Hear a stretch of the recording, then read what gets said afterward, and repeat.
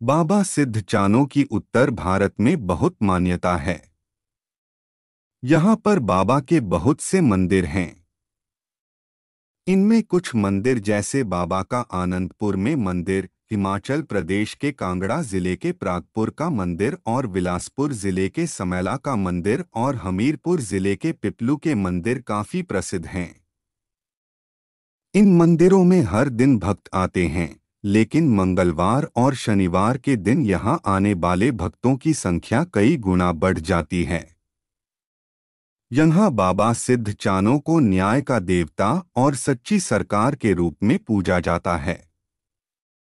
कहते हैं, जिस किसी व्यक्ति को कहीं न्याय नहीं मिलता उसे बाबा के दरबार में न्याय मिलता है। मान्यता है, जो कोई बाबा के दरबार में सच्ची श्रद्धा से आता है, वह बाबा सिद्ध चानों के दरबार से कभी खाली हाथ नहीं जाता। आइए अब जानते हैं बाबा सिद्ध चानों के इतिहास के बारे में। तो जय श्री राम दोस्तों, मेरा नाम है नरेंद्र सिंह और आप देखना शुरू कर चुके हैं देवलोक ज्ञान। तो चलिए वीडियो को शुरू करते हैं। प्राचीन समय की बात है, द्वापर युग में कैलाश नाम का एक राजा मक्का मदीना में राज करता था। वह भगवान शिव जी का बहुत बड़ा भक्त था। राजा कैलाश के राज्य में हर कोई सुखी था, परंतु राजा उदास रहते थे। इसका कारण राजा के मंत्रियों ने जानना चाहा और कहा कि राजन, आपके राज्य में हर कोई सुखी है, आप दुखी लोगों की सेवा करते हैं, लेकिन फिर भी आप अंदर ही अंदर दुखी दिखाई देते हैं, ऐसा क्यों है? तब राजा ने बताया कि मैं अपनी कोई संतान नहीं होने से दुखी हूँ। इस पर मंत्रियों ने कहा कि आप भगवान शिव के इतने बड़े भक्त हैं, आप भगवान शिव की शरण में जाओ, शिव जी आपकी मनोकामना जरूर पूरी करेंगे। तब राजा कैलाश ने भगवान शिव जी की तपस्या की, जिससे खुश होकर भगवान शिव जी ने 4 पुत्रों का वरदान दिया और कहा कि तुम्हारा सबसे छोटा पुत्र बलशाली और विशालकाय होगा। उसके बाद राजा कैलाश की पत्नी ने 4 पुत्रों को जन्म दिया। राजा के पुत्रों का नामकरण किया गया और उनके नाम कानो, वानो, सदुर और छोटे पुत्र का नाम चाणूर रखा गया। समय के साथ चारों बालक जवान हुए। चाणूर इन सब में बड़ा तेजस्वी और बलवान था। एक बार जब सभी भाई आपस में तलवारबाजी सीख रहे थे, तो बड़े भाई की तलवार टूट गई। सभी बड़े भाइयों ने अपनी माता से शिकायत की कि चाणूर ने बड़े भाई की तलवार तोड़ दी। जब यह बात माता ने सुनी तो उनको बहुत आश्चर्य हुआ कि छोटा बालक तलवार कैसे तोड़ सकता है। उन्होंने सभी बालकों को समझा बुझाकर बाहर भेज दिया। इसके बाद सभी भाई चाणूर से ईर्ष्या करने लगे। एक बार माता अंबरी ने चाणूर को बगीचे से फल लाने के लिए भेजा, लेकिन फल पेड़ पर बहुत ऊंचे लगे थे। बालक चाणूर के फल तक नहीं पहुंच पाने के कारण वह पेड़ को जड़ से उखाड़कर माता के पास ले आए। यह देखकर माता हैरान रह गई और बड़े भाई ईर्ष्या से देखने लगे। उनको यह डर सताने लगा कि अगर चाणूर की ताकत ऐसे ही बढ़ती गई तो एक दिन वह उनका राजपाट छीन लेगा और उनको राज्य से बाहर निकाल देगा। इस पर बड़े भाइयों ने चाणूर को अपने से अलग रखने की रणनीति बनाई। एक दिन चारों भाई शिकार खेलने के लिए निकले। सभी भाई चाणूर की ताकत से भली भांति परिचित थे।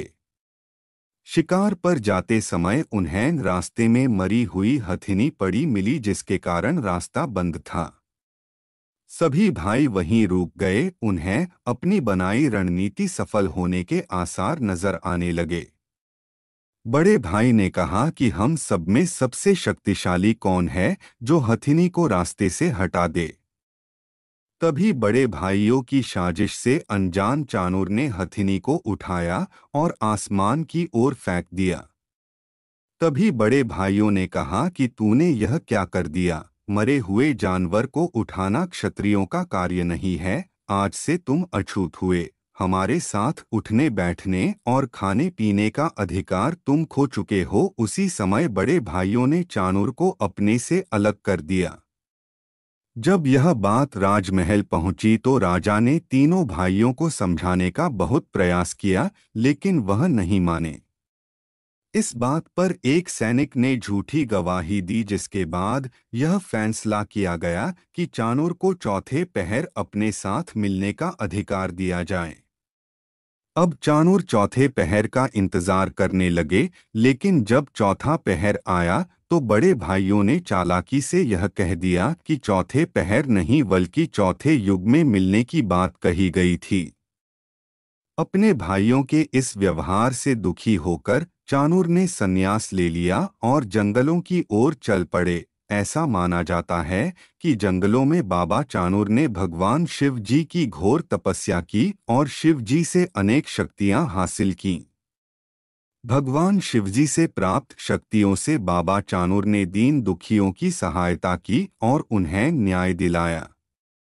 जंगलों में भटकते हुए और तपस्या करते हुए बाबा सूर्य देश के राज्य में पहुंचे। वहां बाबा जी की भेंट सूर्य देश के राजा की कन्या लूना से हुई। राजकुमारी लूना ने बाबा चाणूर की सुंदर और सुडौल कद काठी देखकर उनसे विवाह करने का प्रस्ताव रखा, लेकिन बाबा ने यह कहकर मना कर दिया कि मेरा रास्ता भक्ति का है। तब राजकुमारी लूना ने यह आश्वासन दिया कि मैं आपके रास्ते में नहीं आऊंगी, तो बाबा जी शादी के लिए तैयार हो गए और शादी कर ली। भगवान श्री कृष्ण से मल्लयुद्ध। एक बार जब बाबाजी भक्ति में लीन थे तो मथुरा नरेश राजा कंस के गुप्तचरों ने बाबाजी को देखा और यह खबर राजा कंस को दी। उसके बाद कंस बाबा चाणूर के पास आए और देखा कि इतने बड़े शरीर वाला व्यक्ति कौन है। राजा कंस ने एक एक करके अपनी सारी शक्तियां चाणूर पर चलाईं, पर सारी शक्तियां नष्ट होती गईं। तब राजा ने सोचा कि इसे अपना मित्र बना लेना चाहिए, जो बाद में देवकी के पुत्र श्री कृष्ण को हराने में मेरा साथ देगा। राजा कंस ने बाबा को अपने दरबार चलने के लिए कहा। जब चलने के लिए उठे तो उनका शरीर इतना बड़ा हो गया कि बाबा जी का लंगोट फट गया। तो बाबा जी ने राजा के सामने अपना शरीर ढकने का प्रस्ताव रखा। तब राजा कंस ने 72 गज की पगड़ी दी, लेकिन यह बाबा जी के शरीर को नहीं ढक पाई। तब बाबा ने यह भविष्यवाणी की कि आज से मैं शूद्र कहलाऊंगा। राजा कंस के दरबार पहुंचने पर कंस ने बाबा जी को अपनी सेना का सेनापति बना दिया। राजा कंस ने देवकी के पुत्र भगवान श्री कृष्ण को मारने के लिए छिंझों का आयोजन करवाया, जहां बड़े बड़े पहलवानों को आमंत्रित किया गया। भगवान श्री कृष्ण और बलराम जी को भी अखाड़े में बुलाया गया। बाबा चाणूर श्री कृष्ण से मल्लयुद्ध करने अखाड़े में आए। 22 दिन तक युद्ध चलता रहा, लेकिन चाणूर ने हार नहीं मानी। तभी श्री कृष्ण ने भाई बलराम से पूछा कि 22 दिन युद्ध चले हो गए हैं, यह कौन है जो हार नहीं रहा है। उनका भेद जानने के लिए भगवान श्री कृष्ण मनमोहक छलिए का रूप धारण कर बाबा चाणूर की पत्नी लूना के पास पहुंच गए और बातों में उलझाकर बाबा चाणूर की पत्नी से भेद जान लिया। चाणूर की पत्नी लूना ने श्री कृष्ण को बताया कि मेरे पति को दुनिया में कोई नहीं हरा सकता, क्योंकि उसकी जड़ें पाताल में हैं और चोटी आसमान में है। वह धरती और आसमान के बीच खड़ा है।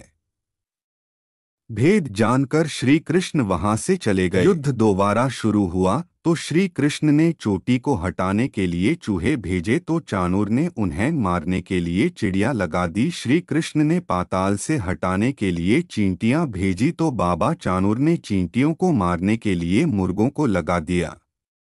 अब तक बाबा जी भगवान श्री कृष्ण को पहचान चुके थे कि यह तो भगवान है जिनसे संपूर्ण सृष्टि की उत्पत्ति हुई है और मैं उनसे युद्ध कर रहा हूँ। आखिर 22 दिन के बाद बाबा जी ने अपना घुटना जमीन पर लगा दिया और अपनी हार मान ली। उन्होंने श्री कृष्ण से क्षमा मांगी और घर चले गए। घर जाकर उन्होंने अपनी पत्नी लूना से क्रोध में आकर कहा कि आपने मेरा भेद किसी और पुरुष को बताकर अपना पति धर्म खो दिया है। और जैसे ही बाबा जी ने उसे मारने के लिए हाथ उठाया, उसी समय भगवान श्री कृष्ण मनमोहक रूप में प्रकट हुए। उन्होंने बाबा जी को रोका और वरदान दिया कि कलयुग में आप न्याय के देवता एवं सच्ची सरकार के रूप में जाने जाओगे। जिस भी व्यक्ति को कोर्ट कचहरी में न्याय नहीं मिलता हो, वह आपके दर पर आकर न्याय पाएगा। जो भी आपके दर आएगा उसकी मनोकामना पूरी होगी और कोई भी आपके दर से खाली हाथ नहीं जाएगा। आपको सिद्ध चानों के नाम से जाना जाएगा और आप सिद्ध कहलाएंगे। तभी से बाबा चाणूर को चानो सिद्ध के नाम से जाना जाता है। बाबा चाणूर ने क्रोधित होकर अपनी पत्नी लूना को अभिशाप दिया कि तुम अगले जन्म में मक्खी के रूप धारण करोगी और तंत्र मंत्र विद्या सब तेरे नाम से चलेगी। उसके बाद बाबा जी ने अपनी पत्नी का परित्याग कर दिया और तपस्या करने जंगलों की तरफ चले गए और भगवान शिव की भक्ति में लीन हो गए। कहते हैं सबसे पहले बाबा जी आनंदपुर साहिब पहुँचे, उसके बाद हिमाचल प्रदेश के जिला कांगड़ा के प्रागपुर में प्रकट हुए और उसके बाद बाबा जी हमीरपुर जिले के समैला में प्रकट हुए, जहां उनके भव्य मंदिर हैं। कोई भी व्यक्ति जो बाबा के दरबार में न्याय की पुकार के लिए जाते हैं, बाबा जी उनकी सहायता करते हैं। बाबा जी के दरबार में तंत्र मंत्र किया कराया सभी प्रकार के जादू टोना से छुटकारा मिलता है। जय बाबा सिद्ध चानो जी। कृपया अगर आपको यह वीडियो पसंद आई है तो चैनल को सब्सक्राइब या फॉलो कर दें और वीडियो को लाइक ज़रूर कर दें। आपका यह वीडियो देखने के लिए धन्यवाद।